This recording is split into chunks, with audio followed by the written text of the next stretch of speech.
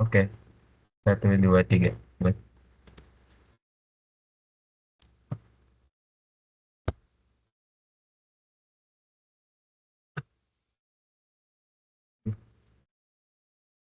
Assalamualaikum warahmatullahi wabarakatuh. Perkenalkan, kami dari kelompok 6 ya, ingin mempresentasikan tentang tugas besar kami pada mata kuliah pemodelan proses bisnis, yaitu kita mengambil Dinas Sosial Kota Bekasi. Mungkin boleh di next. Nah, mungkin sebelum masuk ke dalam presentasinya, izinkan kami untuk memperkenalkan diri terlebih dahulu. Di sini ada saya sendiri, Arta Dina Septiani, dengan NIM 10 20 22 300 206. Kemudian di sini ada saya dengan Rohendi Ilman Hasbi dengan NIM 102022 300 355. Dan saya sendiri, perkenalkan, nama saya Nanda Ahmad Fadilah dengan NIM 10 20 22 330 170. Dan saya Muhammad Haris Kesarianto dengan NIM 1020 22 300 112. Oke, boleh di next. Yang pertama tuh ada sejarah dari Dinas Sosial Kota Bekasi. Nah, di sini Dinas Sosial Kota Bekasi itu merupakan sebuah dinas yang memiliki peran penting dalam pengelolaan masalah sosial di wilayah Kota Bekasi. Nah, untuk dasar pembentukan dari Dinas Sosial Kota Bekasi ini dibentuk berdasarkan Peraturan Daerah Kota Bekasi sesuai PP nomor 41 tahun 2007 tentang organisasi perangkat daerah. Nah, dengan seiring berjalannya waktu, Dinas Sosial Kota Bekasi berkembang untuk memberikan layanan sosial yang lebih luas, termasuk pengelolaan bantuan sosial, pemberdayaan masyarakat, dan penanganan masalah sosial lainnya. Program-program pada Dinas Sosial ini bertujuan untuk meningkatkan kesejahteraan sosial masyarakat Kota Bekasi. Nah, beberapa bidang yang dikelola oleh Dinas Sosial Kota Bekasi meliputi perlindungan sosial, rehabilitas sosial, pemberdayaan sosial, serta penanggulangan kemiskinan, dan Dinas Sosial juga bekerja sama dengan berbagai pihak terkait untuk menciptakan solusi bagi masalah sosial yang ada di kota tersebut. Mungkin boleh di next. Nah, untuk visi misi dari Dinas Sosial sendiri, visinya yaitu cerdas, kreatif, maju, sejahtera, dan ihsan. Nah, sedangkan misi dari Dinas Sosial Kota Bekasi ini, yang pertama adalah untuk meningkatkan kapasitas tata kelola pemerintahan yang baik, yang kedua membangun, meningkatkan, mengembangkan prasarana dan sarana kota yang maju dan memadai, yang ketiga meningkatkan perekonomian berbasis potensi jasa kreatif dan perdagangan yang berdaya saing, yang keempat meningkatkan dan mengembangkan kualitas kehidupan masyarakat yang berpengetahuan, sehat, berakhlak mulia, kreatif, serta inovatif. Dan yang terakhir, membangun dan meningkatkan serta mengembangkan kehidupan sosial Kota Bekasi yang aman, cerdas, serta lingkungan hidup yang nyaman. Mungkin boleh di next. Akan dilanjutkan oleh rekan saya. Selanjutnya ada tujuan. Di sini tujuan Dinas Sosial Kota Bekasi adalah meningkatkan kesejahteraan masyarakat melalui program bantuan sosial, rehabilitas, dan pemberdayaan ekonomi. Dinas ini juga fokus pada kemandirian, kreativitas, perlindungan sosial bagi keluarga kurang mampu, anak-anak, dan perempuan, serta tata kelola pemerintah yang transparan untuk menciptakan lingkungan yang aman dan nyaman. Selanjutnya ada value chain, di mana ada diagram value chain yang diisikan oleh yang pertama ada infrastruktur. Di infrastruktur tersendiri itu ada 4, yaitu ada kantor dinas, pusat pelayanan sosial, fasilitas rehabilitasi, sistem pengelolaan bantuan berbasis digital. Dan selanjutnya ada human resource yang dimana ada pelatihan staf untuk pelayanan sosial berbasis empati. Selanjutnya ada teknologi development yang dimana ada aplikasi digital untuk pemantauan bantuan sosial. Dan ada procurement, pengadaan teknologi pendukung software atau hardware, dan pengadaan barang dari jasa untuk menyalurkan bimbingan sosial. Dan di mana ada primary activities itu sendiri, ada inbound logistik, identifikasi masalah sosial dan rehabilitasi, serta ada operation, pengelolaan dan menyalurkan bantuan sosial. Yang ketiga ada outbound logistik, konseling, pelatihan, dan reintegrasi. Yang keempat ada marketing and sales, pelatihan keterampilan dan dukungan UMKM. Yang kelima ada service, untuk kolaborasi dengan LSM dan komunitas untuk solusi sosial. Dan ada juga support activities. Yang pertama ada infrastruktur, tadi kantor, pusat layanan, fasilitas rehabilitasi, dan sistem digital bantuan. Ada human resource, pelatihan staf dalam pengelolaan bantuan sosial dan pendekatan humanis, dan teknologi development, platform digital untuk laporan dan transparansi, dan procurement-nya itu pengadaan barang jasa untuk bantuan sosial dan teknologi pendukung. Oke, selanjutnya akan dijelaskan oleh saya. Salah satu teknik pengambilan data yang sering dilakukan oleh Dinas Sosial Kota Bekasi sebenarnya sangat banyak. Cuman mereka itu biasanya untuk eh, untuk studi kasus kayak pemberian bansos dan lain-lain itu mereka itu melakukan analisis dokumen pada tahun sebelumnya yang dimana mereka itu harus memeriksa dokumen penerima bansos tahun sebelumnya lalu melakukan pembaruan atau audit jika ditemukan data yang tidak sesuai. Nah, untuk mengaudit data tersebut dibutuhkan adanya penggunaan teknologi yang dapat mengintegrasikan data secara digital untuk mempercepat pengolahan dan meminimalkan kesalahan. Lalu setelah diaudit, maka akan dilakukan survei lapangan kembali sebagai verifikator untuk mendatangi rumah tangga penerima bantuan sosial tersebut, lalu memeriksa kondisi tempat tinggal, jumlah jumlah tanggungan, pendapatan, serta pekerjaannya kembali. Lalu di sini kita masuk kepada proses portofolio yang dimana proses portofolio ini terdapat suatu proses-proses bisnis yang di sini jumlahnya ada 6. Yang pertama itu adalah koordinasi laporan keuangan, yang kedua adalah penyediaan pemakanan, yang ketiga adalah pemberian layanan data dan pengaduan, yang keempat adalah pengadaan pakaian dinas, yang kelima adalah penyediaan alat bantu, dan yang terakhir adalah peningkatan kemampuan potensi SDM. Dari keenam proses bisnis tersebut, kami mengambil 4 proses bisnis yang dimana proses bisnis yang kami ambil itu adalah proses bisnis penyediaan permakanan, pemberian layanan data dan pengaduan, pengadaan pakaian dinas beserta atributnya, dan koordinasi serta penyusunan laporan keuangan akhir tahun SKPD. Kami mengambil proses bisnis tersebut dikarenakan proses tersebut dianggap paling penting dan berdampak langsung pada pelayanan masyarakat. Proses-proses ini mendukung kebutuhan dasar, transparansi data, efisiensi operasional, dan tanggung jawab keuangan. Selain itu, meskipun ada beberapa hal yang perlu diperbaiki, kondisi pelaksanaan keempatnya masih cukup baik dan masih memungkinkan untuk dijalankan dengan sumber daya yang ada. Berdasarkan analisis tersebut, keempat proses ini berada di posisi prioritas karena memiliki peran yang besar dan layak untuk ditingkatkan lebih lanjut. Oke, selanjutnya akan dijelaskan oleh Arta Dinda. Baik, untuk selanjutnya di sini ada diagram PPMN Basic Existing Proses Bisnis Bantuan Permakanan. Nah, di sini untuk diagram yang basic ini itu diagram yang tanpa adanya event action. Jadi kita hanya menggunakan sepenuhnya task dan juga bisa dilihat untuk yang nantinya pada advance akan menggunakan event. Di sini kita menggunakan message flow saja. Nah, mungkin bisa langsung ke dalam eventnya. Baik, untuk yang basic dan advance ini sebenarnya sama saja, hanya berbeda pada penggunaan event-eventnya saja. Mungkin boleh dibuka untuk gambarnya. Maaf ya, Ustaz. Oke, apakah terlihat? Ya, boleh di zoom. Baik, di sini saya akan menjelaskan tentang proses bisnis bantuan permakanan yang Nah, advance.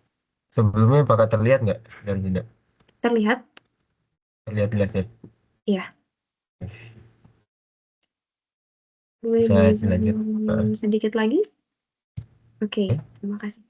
Nah, untuk yang pertama di sini startnya dari kepala dinas memberikan arahan pelaksanaan kegiatan kepada subkoordinator, di mana arahan tersebut meliputi prioritas sasaran, alokasi anggaran, dan waktu pelaksanaan. Lalu subkoordinator akan menerima arahan pelaksanaan kegiatan dan dilanjutkan dengan merancang langkah-langkah detail pelaksanaan program. Lalu subkoordinator akan mengidentifikasi kebutuhan bantuan permakanan. Mungkin boleh digeser sedikit. Nah, selanjutnya di sini ada message event, di mana subkoordinator akan meminta data calon penerima manfaat, yaitu message eventnya di sini kita menggunakan yang drawing, dan setelah itu kecamatan akan menerima permintaan dari subkoordinator, lalu akan mengirimkan data calon penerima manfaat yang selanjutnya akan diterima oleh subkoordinator menggunakan di sini kita menggunakan message event yang catching.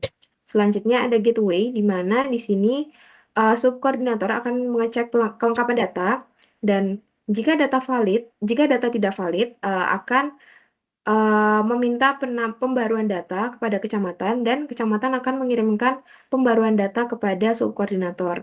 Lalu proses akan diulang dengan cek kelengkapan data. Lalu jika data sudah valid, maka subkoordinator akan menyusun agenda rapat koordinasi bersama bagian hukum, kerjasama, dan distribusi, di mana di sini akan membahas teknis pengadaan logistik serta jadwal distribusi. Lalu selanjutnya ada gateway lagi, di mana di sini subkoordinator akan melaksanakan rapat koordinasi, dan setelah itu secara bersamaan, bagian hukum akan memeriksa kepatuhan terhadap peraturan. Lalu boleh ke bawah sedikit. Ya. Lalu bagian tim distribusi akan memberikan masukan terkait jalur distribusi yang efisien. Lalu boleh kembali lagi ke atas. Oke. Lalu jika terjadi kesepakatan, jika belum terjadi kesepakatan, maka akan kembali melaksanakan rapat koordinasi. Namun jika sudah terjadi kesepakatan, maka subkoordinator akan menyusun dokumen kerja diikuti dengan dokumen kerja itu sendiri. Boleh digeser lagi. Oke. Lalu selanjutnya di sini ada gateway lagi, di mana subkoordinator akan mengirimkan dokumen ke bagian hukum dan kerjasama. Lalu ada aktivitas bersamaan lagi, di mana di sini bagian hukum akan menerima dokumen kerja dan melakukan verifikasi. Serta pada bagian kerjasama, sama akan menerima dokumen kerja dan melakukan verifikasi juga. Setelah itu, jika dokumen belum sesuai, maka subkoordinator akan memperbaiki dokumen sesuai masukan, dan proses akan diulang sampai dengan mengirim dokumen ke bagian hukum dan kerjasama. Lalu jika dokumen sudah sesuai, maka boleh digeser. Oke. Oke. Jika dokumen sudah sesuai, maka kepala dinas akan menandatangani dokumen kerjasama, diikuti dengan dokumen kerjasama itu sendiri, dan dilanjutkan dengan subkoordinator akan mengajukan usulan pengadaan barang dan jasa, di mana pada usulan ini diperlukan spesifikasi bahan makanan, jumlah, dan waktu pengiriman yang diharapkan. Boleh ke bawah. Oke, lalu di sini bagian pengadaan barang dan jasa atau PBJ akan menerima usulan pengadaan. Lalu ada gateway, di mana di sini PBJ akan mencari vendor dan melakukan evaluasi vendor. Nah, jika evaluasi vendor itu sendiri akan mengevaluasi tentang harga, kualitas, dan waktu pengiriman. Nah, jika evaluasi belum memenuhi kriteria, maka akan diulang sampai dengan mencari vendor dan melakukan evaluasi vendor.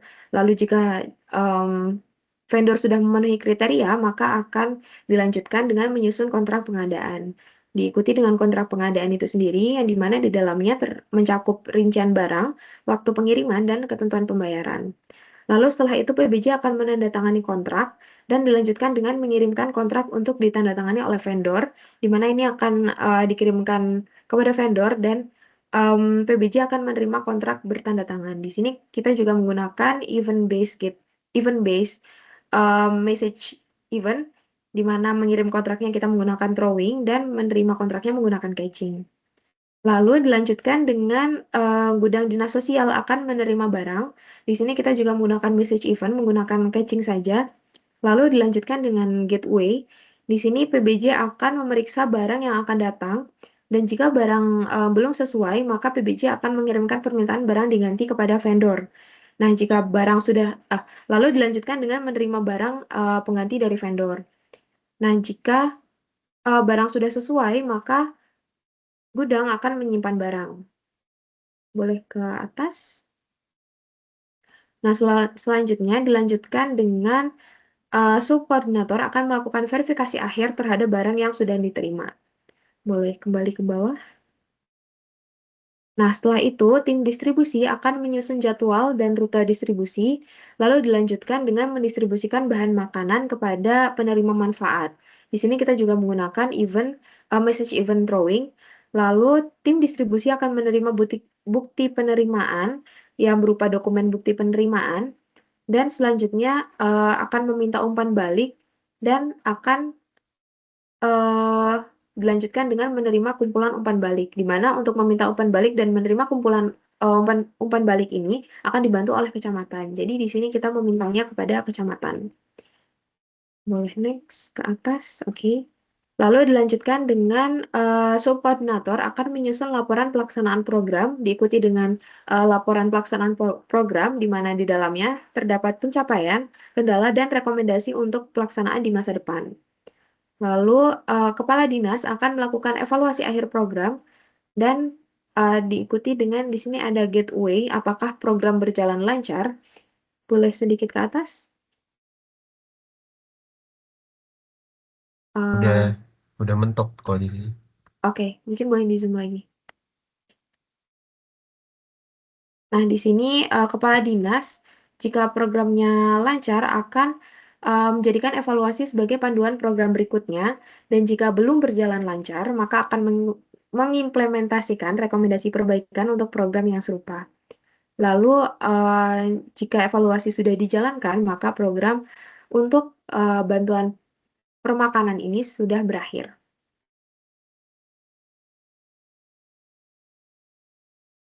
Baik, untuk selanjutnya di sini saya akan menjelaskan koreografi diagram proses bisnis bantuan permakanan. Di mana untuk penjelasan koreografi ini kita mengambil dari event-event, message event yang kita gunakan pada BPMN Advance sebelumnya. Mungkin boleh dibuka untuk koreografinya. Oke, boleh di zoom. Baik, untuk yang pertama di sini ada dari data calon penerima manfaat, di mana itu dikirimkan oleh subkoordinator dan diterima oleh kecamatan. Di mana pada subkoordinator ini dia akan meminta datanya dan kecamatan akan mengirimkan data permintaan. Lalu ada gateway di sini untuk pembaruan data, di mana dikirimkan oleh subkoordinator dan diterima oleh kecamatan. Di mana subkoordinator ini akan meminta pembaruan data dan kecamatan nantinya akan mengirimkan pembaruan data yang sudah diminta. Lalu setelah gateway, di sini ada penandatanganan kontrak oleh PBJ dan vendor, di mana PBJ akan mengirimkan kontrak bertanda tangan dan vendor akan mengirimkan kembali kontrak yang sudah ditandatangani oleh vendor kepada PBJ. Selanjutnya, dilanjutkan dengan menerima barang, yang dimana barang akan dikirimkan oleh vendor dan diterima oleh gudang dinas sosial. Selanjutnya, di sini ada gateway lagi, di mana ada permintaan barang pengganti, di mana permintaan barang pengganti ini dikirimkan oleh bagian pengadaan atau PBJ dan diterima oleh vendor. Lalu dilanjutkan oleh distribusi bahan makanan, di mana distribusi bahan makanan ini dikirimkan oleh tim distribusi dan nantinya akan diterima oleh penerima manfaat. Dan yang terakhir ada umpan balik yang diminta oleh tim distribusi dan penerima manfaat akan mengirimkan umpan balik dari mereka. Dengan itu, maka koreo dari BPMN bantuan permakanan sudah selesai. Mungkin untuk selanjutnya bisa dilanjutkan oleh teman saya. Oke, selanjutnya ada BPMN Basic, pemberian layanan data dan pengaduan. Mungkin karena intinya sama dengan yang Advance, mungkin bisa lanjut aja ke Advance untuk penjelasannya. Oke, boleh dibuka.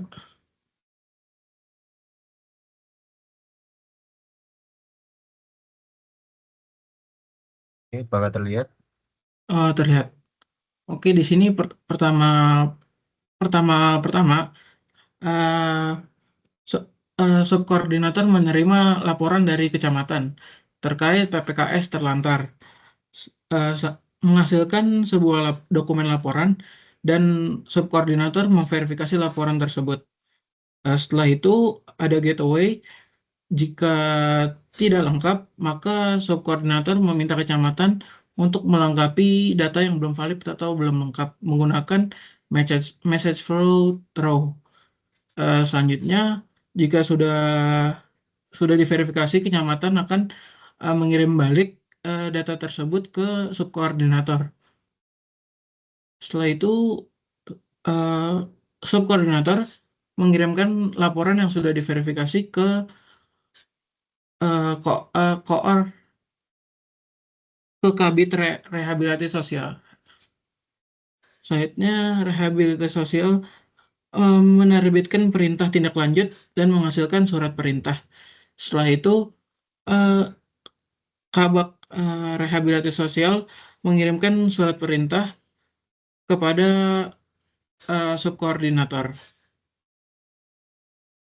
Selanjutnya, subkoordinator menerima surat perintah dan mengatur langkah-langkah penanganan PPKS terlantar. Selanjutnya, mengumpulkan informasi lengkap terkait kondisi PPKS terlantar. Selanjutnya, mengisi data lengkap untuk proses verifikasi lebih lanjut, menghasilkan surat data lengkap. Setelah itu, subkoordinator meminta mengirimkan data lengkap ke eh,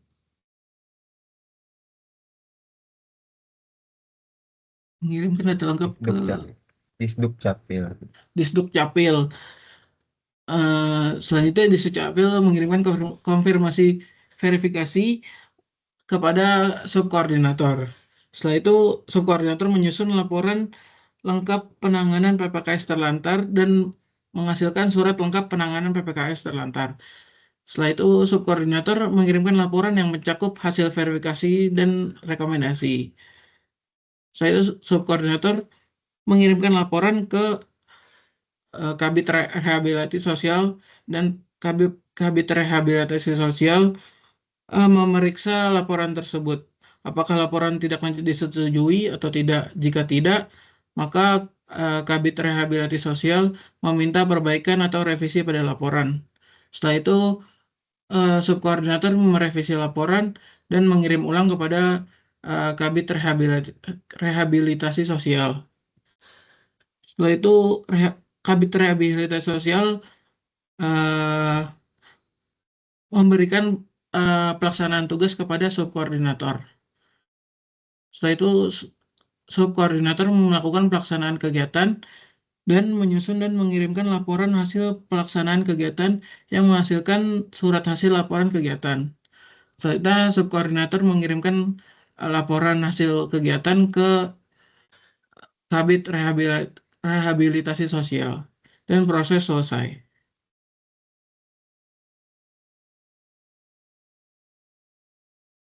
Selanjutnya, saya akan menjelaskan koreografi pemberian layanan data dan pengaduan.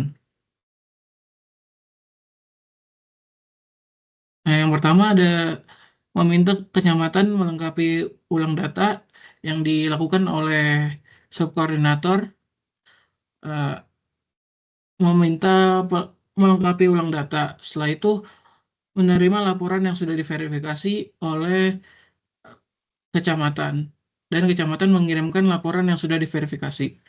Setelah itu mengirimkan data lengkap yang dilakukan oleh subkoordinator ke Disduk Capil. Setelah itu menerima konfirmasi dan Disduk Capil mengirimkan konfirmasi verifikasi kepada subkoordinator dan sudah selesai prosesnya.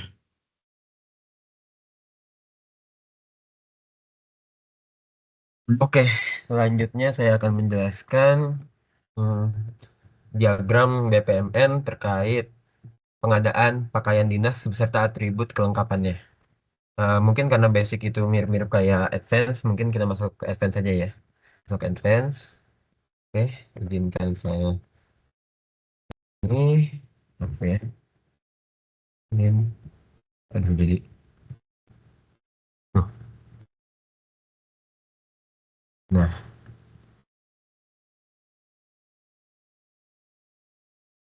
mungkin sudah terlihat jelas ya.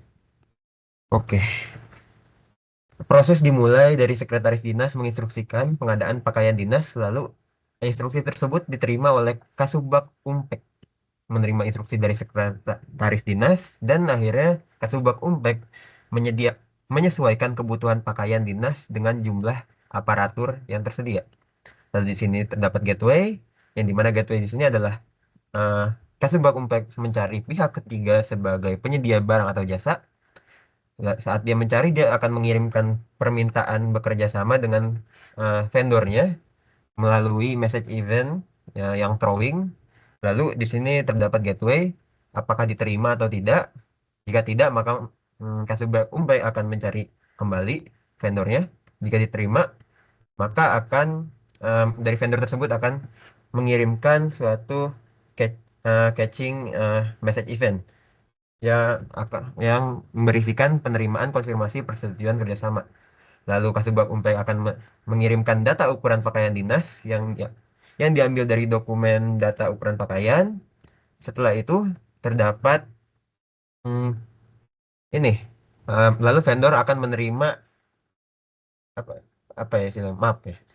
Maksud saya, setelah mengirim data ukuran, maka vendor akan memproduksi pakaian tersebut. Setelah vendor selesai memproduksi pakaian dinas tersebut, maka mereka akan mengirimkan pakaian dinas tersebut. Di sini ada message catching message event. Lalu di sini Kasubag Unpad bertugas untuk memeriksa jumlah dan kualitas pakaian. Nah, lalu di sini terdapat gateway lagi, jumlah dan kualitasnya sesuai atau enggak. Jika enggak, maka Kasubag Unpad akan melakukan konfirmasi pakaian kurang atau tidak sesuai, dan eh, vendor tersebut akan mengirimkan pakaian yang kurang ataupun tidak sesuai tersebut. Jika sudah eh, pakaian tersebut sudah sesuai dan jumlahnya sudah sesuai dengan pemesanan, maka Kasubag Umpet akan mendistribusikan pakaian dinas tersebut kepada aparatur. Nah, lalu aparatur akan menerima pakaian dinas yang sudah didistribusikan.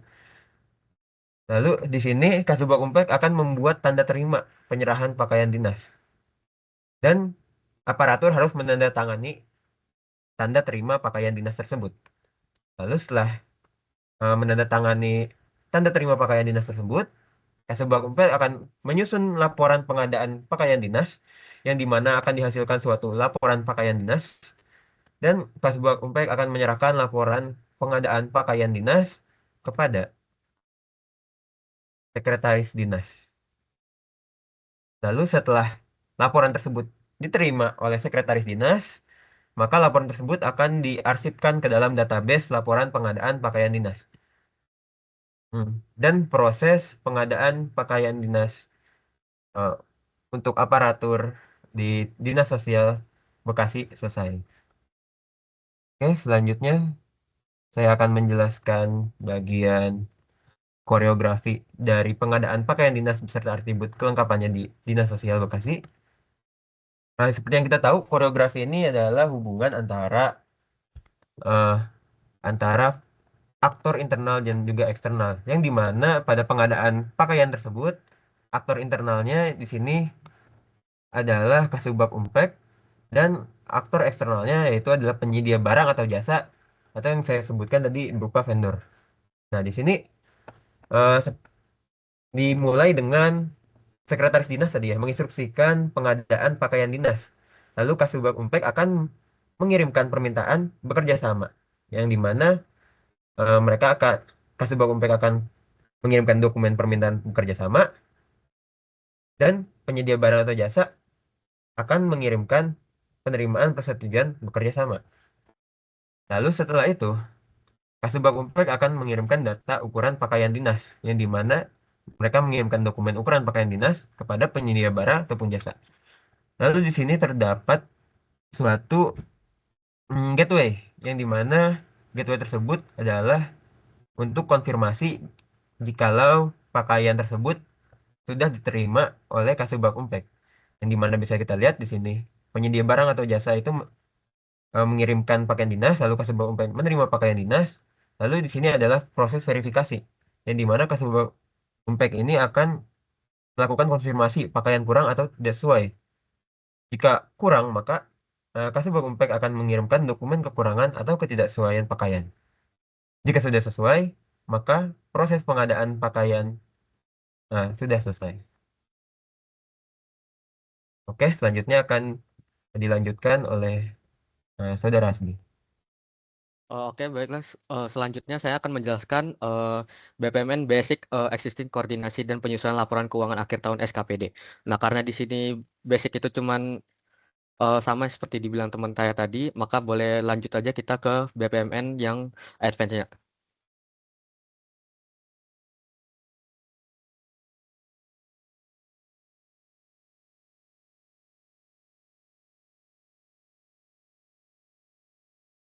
Nah, oke, Kelihatan nggak? oke, oke. Nah, oke. Jadi pertamanya di sini tuh kita tuh sekretaris dinas ini dia menginstruksikan penyusun laporan keuangan. Nah, kemudian sekretaris dinas itu membuat jadwal SKPD.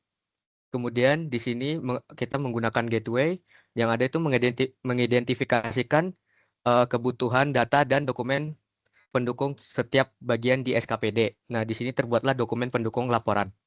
Nah, kemudian itu kita menginformasikan jadwal dan format laporannya ke next-nya, kemudian menerima jadwal dari itu tuh dari sekretaris dinas ke subkoord bagian keuangan, itu menerima jadwal dan dari laporan terus kemudian uh, subkoord bagian keuangan itu meminta laporan keuangan kepada itu semua bidang. Nah, kemudian semua bidang mengumpulkan dokumen pendukung transaksi dan terciptalah dokumen pendukung transaksi.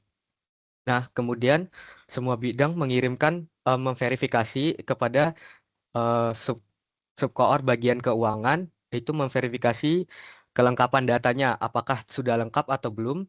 Jika belum lengkap, maka dia akan melakukan verifikasi ulang ke kelengkapan datanya. Nah, kemudian di sini dia melakukan subkoord bagian keuangan melakukan rekonsiliasi data keuangan terhadap SKPD dari BPKD. Nah, kemudian di sini akan ada gateway-nya jika ada selisih atau perbedaan data.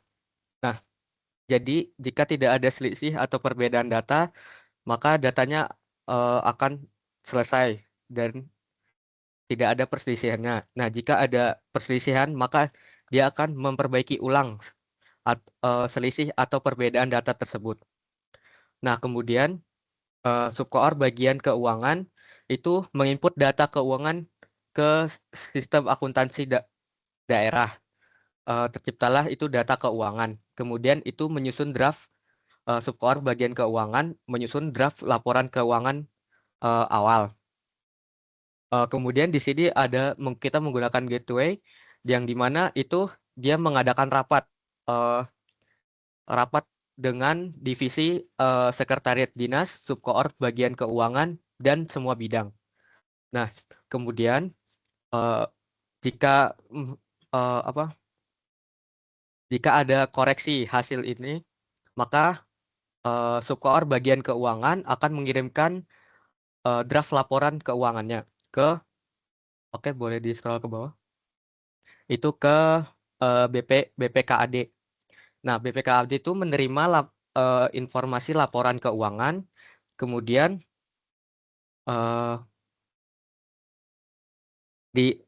direkomendasikan laporan keuangannya kembali ke subkoor bagian keuangan. Nah, kemudian subkoor bagian keuangan itu menindaklanjuti rekomendasi dari BPKAD tadi. Kemudian subkoor bagian keuangan menyusun laporan keuangan akhir. Subkoor bagian keuangan mengirim maaf, semua bidang melengkapi lampiran yang diperlukan dari subkoor bagian keuangan. Kemudian semua bidang mengirimkan laporan keuangan kepada kepala dinas. Nah, kemudian di sini kepala dinas menerima laporan keuangan, kemudian kepala dinas ini mengirimkan perbaikan kepada sekretariat dinas. Nah, sekretariat dinas menerima perbaikan, kemudian sekretariat dinas akan melakukan perbaikan, kemudian dia akan menyampaikan laporan akhir dan mengirimkan laporan akhir kepada kepala dinas. Dan kepala dinas menerima laporan akhir dan mengirim laporan akhirnya. Nah, di sini nih kepala dinas akan berkoordinasi dengan BPK AD terkait dengan audit laporan keuangan. Kemudian kepala dinas boleh next ke atas. Kepala dinas akan maaf. Kemudian subkoor bagian keuangan akan mengikuti proses audit dan menyediakan dokumen pendukung dan terciptalah dokumen pendukung. Nah, kemudian di sini nih subkoor bagian keuangan dan kepala dinas menindaklanjuti bersama itu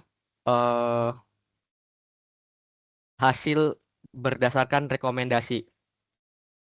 Oke, boleh lanjut ke atas. Nah, yang kemudian subkoor bagian keuangan akan mengirimkan hasil data ke sekretaris dinas. Dan kemudian sini sekretaris dinas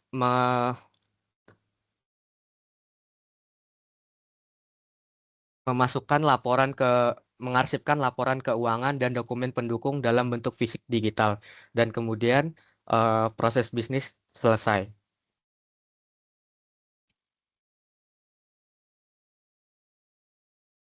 Kemudian di sini ada koreografinya, yang dimana itu dulu yang pertama itu kita memulai event.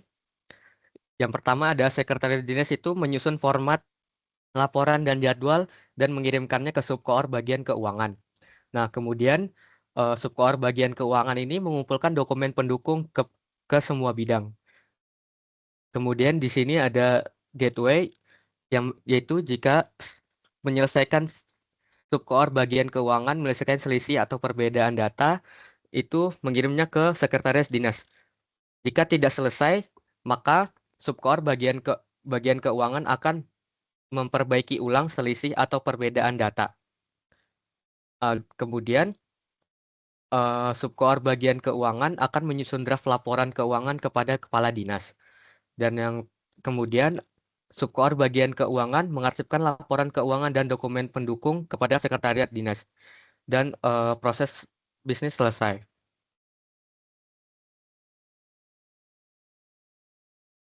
Oke, kemudian di sini kita ada memiliki beberapa kendala. Yang pertama itu ada pengumpulan data, kelengkapan data dan validitas data sering menjadi kendala. Kemudian audit dan verifikasi ulang memakan waktu. Yang kedua, koordinasi tim, jadwal padat menyulitkan sinkronisasi waktu. Kemudian pembagian tugas yang tidak merata menghambat progres. Yang ketiga, kita ada pemahaman BPMN. Perbedaan pemahaman teknik BPMN antar anggota tim, kemudian membutuhkan pelatihan tambahan, dan yang terakhir itu ada validasi proses bisnis, yaitu membutuhkan waktu dan perhatian untuk memastikan kesesuaian proses. Nah, di sini kelompok kita menyimpulkan bahwa pemodelan BPMN memberikan struktur kerja yang sistematis, meningkatkan transparansi, akuntabilitas, dan efisiensi. Kemudian, proses ini mendukung pengelolaan pengadaan permakanan, layanan pengaduan, dan pengadaan pakaian dinas. Kemudian, kendala teknis dan operasional masih ada, namun integritas data dan kolaborasi tim membantu menciptakan alur kerja yang lebih baik. Kemudian, ada ruang untuk meningkatkan sistem melalui teknologi modern untuk integrasi data dan optimasi alur kerja. Kemudian di sini ada saran dari kelompok kami, yaitu yang pertama ada perbaikan pengadaan. Integrasi data berbasis teknologi modern untuk meminimalkan kesalahan dan mempercepat proses.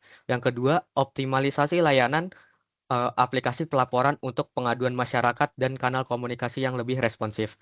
Yang ketiga ada pengembangan SDM. Pelatihan rutin staf dan forum partisipasi masyarakat untuk solusi inklusif. Dan yang terakhir ada evaluasi dan monitoring. Evaluasi rutin dengan umpan balik penerimaan layanan untuk menyempurnakan model bisnis. Mungkin sekian untuk presentasi kelompok 6. Mohon maaf jika ada salah kata dan pengucapan. Assalamualaikum warahmatullahi wabarakatuh.